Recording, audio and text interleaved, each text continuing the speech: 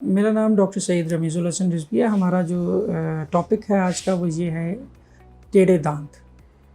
टेढ़े दांत अमूमी तौर पे एशियंस में 99% लोगों के जेनेटिकली दांत टेढ़े होते हैं।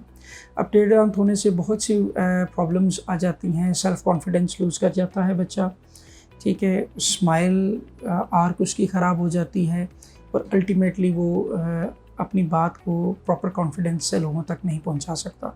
तो इसमें हमारे पास मुख्तलिफ़ ट्रीटमेंट प्लानिंग्स होते हैं। पहली बात तो ये है कि टेढ़े दांतों का जो ट्रीटमेंट है वो 13 साल के अरसे के बाद से शुरू होता है, जब जॉ मैच्योर हो जाता है।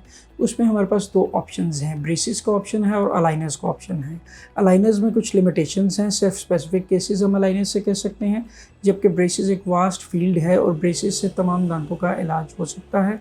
और सीधे दांत होने से जब दांत सीधे हो जाते हैं, अलाइनमेंट में आ जाते हैं, तो आपकी फेस की फेशियल सिमेट्री ठीक हो जाती है, आपके दांतों की जो लुक्स हैं वो ठीक हो जाती है, आपकी स्माइल आर्क ठीक हो जाती है और अल्टीमेटली जो भी बच्चा या जो भी पर्सन, जो भी शख्स दांतों का ट्रीटमेंट करवाता है और टेढ़े दांतों को सीधा करवाता है, उसके लिए एक कॉन्फिडेंट स्माइल आ जाती है जो उसकी रोज़मर्रा की एक्टिविटीज़ में उसके अंदर कॉन्फिडेंस डेवलप करती है।